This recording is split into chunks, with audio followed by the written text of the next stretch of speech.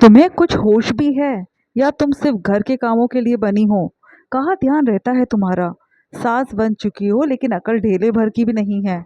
तुम्हारी बहू बाहर क्या गुल खिला रही है, तुम्हें कुछ पता भी है? मनीष जी मोहिनी पर चिल्लाते हुए बोले, जो उस समय कमरे में मनीष जी के लिए चाय लेकर आई थी।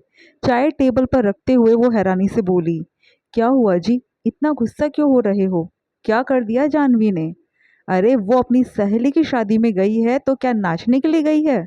इसलिए इजाज़त दी थी उसे वहां जाने की कि वहां जाकर इतने लोगों के सामने नाचकर हमारी नाक कटवा सके। अभी अभी दीदी का फोन आया था। वो भी वहां अपनी रिश्तेदारी के कारण गई थी। वहां हमारी बहू को ऐसे नाचते देखकर उन्हें कितनी शर्मिंदगी महसूस हुई, इसका अंदाजा भी है तुम्हें? मनीष जी गुस्से में बोले। ओह, तो ये बात है। दीदी का फोन आया था, तभी मैं कहूँ कि अचानक क्या हो गया। देखो, जानवी अपनी सहेली की शादी में गई है और अपने पति के साथ गई है। अब आजकल तो शादी में नाचना गाना बहुत नॉर्मल सी बात है, इसमें इतना गुस्सा होने की क्या बात है? अरे वाह, कोई बात नहीं है। हमारे घर की कोई इज्जत नहीं है क्या? चार लोग देखेंगे तो क्या सोचेंगे? दीदी, जीजा जी, अरे मेरे खुद के घर वाले वहां मौजूद है। वो लोग क्या सोचेंगे हमारे बारे में? मनीष जी गुस्सा होते हुए बोले, कोई कुछ नहीं सोचने वाला। किसी के पास वक्त नहीं है इन सब बातों को सोचने के लिए। और वैसे भी दीदी जीजाजी के बेटे बेटी सब अपने यार दोस्तों की शादी में खूब नाचते हैं, तब उन्हें नहीं दिखता? और फिर जानवी को तो नाचने का शौक भी है। मोहिनी जी ने बड़ी शांति से कहा, तो तुम्हारी बहू के शौक के पीछे अपनी नाक कटवा लूं? अरे सोचने वाला कोई नहीं है। क्या दीदी ऐसे ही फोन लगा रही है? वो साफ कह रही थी कि उन्हें बड़ा अजीब लग रहा था जब जानवी को ऐसे नाचते देखा उन्होंने। बड़ी शर्मिंदगी महसूस हुई। अरे तुम भी तो शादियों में जाती थी, क्या तुम्हारे शौक नहीं थे? पर तुम क्या ऐसे फूहड़ता दिखाती थी? मनीष जी अपना पक्ष रखते हुए बोले, मेरे शौक? ये सुनकर मोहिनी जी मनीष जी की तरफ देखने लगी। ये कहने से पहले एक बार सोचकर देखो कि मेरा शौक क्या है। तुम्हें ये भी पता है, तुमने तो मेरे सारे शौक मार दिए, इस डर से कि तुम्हारे घर वाले क्या कहेंगे, कहीं उन लोगों को बुरा ना लग जाए। तुम अपने घर वालों से डरते थे, इसलिए तुमने कभी मेरे शौक को तवज्जो दी ही नहीं। तुम्हारी पत्नी ने तुम्हारे डर को समझा और अपने शौक को मार दिया और तुम्हारे हिसाब से ढल गई। लेकिन मेरा बेटा अपनी पत्नी के शौक नहीं मारना चाहता।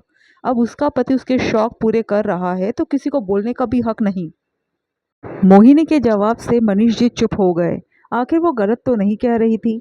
मोहिनी जी उन्हें वहीं छोड़कर बाहर आ गई और रसोई में जाकर अपना काम करने लगी। मनीष जी ठगे हुए से वही पलंग पर बैठ गए। सचमुच कितना बदल गई थी मोहिनी जी, आज उन्हें एहसास हो रहा था। शादी के इतने सालों में उन्होंने कहाँ एक बार भी मोहिनी जी की सुनी थी। शायद यही कारण था कि मोहिनी जी अब ज़रूरी काम के अलावा दिल की बात कभी नहीं बोलती थी, या यूँ कहे कि अब बिल्कुल चुप हो गई थी, मशीन की तरह बस घर के कामों में लगी होती थी।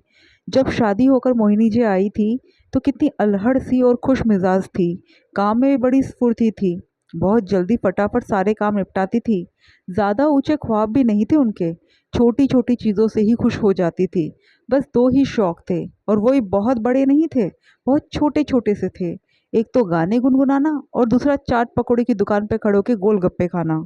शादी के कुछ दिनों बाद वो अपने कमरे की अलमारी साफ कर रही थी। दोपहर का वक्त था, इसलिए सासू माँ और ससुराल आई हुई ननद दोनों अपने कमरे में आराम कर रही थी। अलमारी जमाते हुए मोहिनी जी भजन गुनगुना रही थी। उसी समय ननद पानी लेने बाहर आई और मोहिनी जी को गुनगुनाते देखकर बिगड़ गई। हमारे घर में गवैयों के लिए कोई जगह नहीं है, भले घर की बहुओं के ये लक्षण होते हैं। ये सुनकर मोहिनी ने कहा, पर जीजी मैं तो भजन गुनगुना रही हूँ, भगवान का नाम लेने में आखिर क्या समस्या है? उसके लिए भी एक वक्त निश्चित होता है, हर समय भजन नहीं गुनगुनाया जाता। और मुझसे जबान लड़ाने की जरूरत नहीं है, अपनी जबान को लगाम लगाकर रखो। ननद ने उन्हें दुत्कार दिया। उसके बाद मोहिनी चुप हो गई। शाम को जब मनीष जी घर पर आए तो दोनों माँ बेटी ने काफी गुस्सा किया और मनीष को साफ साफ कह दिया, समझा लेना अपनी पत्नी को, हमारे सामने जबान चलाने की जरूरत नहीं है, बिना गाना गाए भी काम कर सकती है।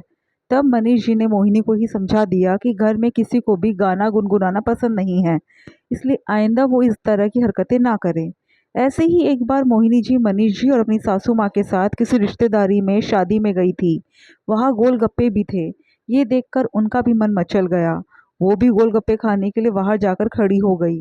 मुश्किल से दो गोलगप्पे ही खाए होंगे कि सासू माँ गुस्सा हो गई और वहीं पर जोर से बोली, बहू घर चलो। उनका इतना तेज बोलते ही सब लोग हैरानी से उनकी तरफ देखने लगे, जबकि मोहिनी जी अपना पल्ला सही करते हुए फटाफट दोना वही फेंक कर पीछे पीछे आ गई। घर आकर सासू माँ ने अच्छा खासा हंगामा कर दिया। बहू, तुझ में जरा सी भी शर्म है? कैसे बेशर्मों की तरह वह मुंह फाड़कर गोलगप्पे खा रही थी। थोड़ा हमारी इज्जत का भी ख्याल कर लिया होता। गोलगप्पे पर तो ऐसे टूटी जैसे हमारे घर में तो खाने को ही नहीं मिलता। हमारे घर की बहुएं यूं दोना पकड़कर बाहर खड़ी नहीं होती। ये सब सुनकर मोहिनी जी की आंखों में आंसू आ गए। उसके बाद उन्होंने कभी भी बाहर गोलगप्पे नहीं खाए। हालांकि कई बार घर पर ही गोलगप्पे मंगाए जाते थे, पर उसमें भी सबसे आखिरी में बचा कुचा उनको मिलता था। धीरे धीरे उनका ये शौक भी कहाँ चला गया उन्हें ही पता नहीं चला। खैर, थोड़ी देर बाद उनकी ननद नंदोई यहाँ आ गए। उन्हें यहाँ देखकर मनीष जी तो हैरान थे, लेकिन मोहिनी जी को पता था कि ये होने वाला है। अब जरूर ये यहाँ जानवी के खिलाफ उसके ससुर के कान भरेगी। ननद ने सोफे में बैठते ही कहा, भाई क्या चल रहा है तुम्हारे घर में आजकल? थोड़ा बहू को कंट्रोल में रखो। यूं लोगों की शादियों में नाच रही थी कि मुझे तो देखते ही शर्म आ रही थी। तो दीदी, आप देख क्यों रही थी? अचानक मोहिनी जी ने कहा। ये सुनकर उनकी ननद हैरान रह गई और बोली, वाह, माँ के जाते ही ज्यादा ही रंग ढंग बदल गए आपके तो। पता है ना हमारे घर की बहुएं। जीजी, आपकी माँ ने अपनी बहू को जैसा रखना चाहा वैसे उनकी बहू रही। अब जानवी मेरी बहू है, जैसे मैं चाहूंगी वैसे रखूंगी। और वैसे भी आप मेरी बहू को देखने की जगह अपनी बेटी और बहू को देखिए। मेरी बहू को मैं खुद संभाल लूंगी। मोहिनी जी की बात सुनकर ननद हैरानी से अपने भाई की तरफ देखने लगी, लेकिन इस बार मनीष जी ने कुछ नहीं कहा। ननद को समझ में आ गया कि अब यह दाल गलने वाली नहीं। मोहिनी जी को तो हमेशा रोका, लेकिन आज उनकी बहू को रोकने की बात हो रही थी, तो आखिर अपनी बहू के लिए वो खुद ही खड़ी हो गई, क्योंकि इस बार वो बहू के शौक मारने को बिल्कुल भी तैयार नहीं थी।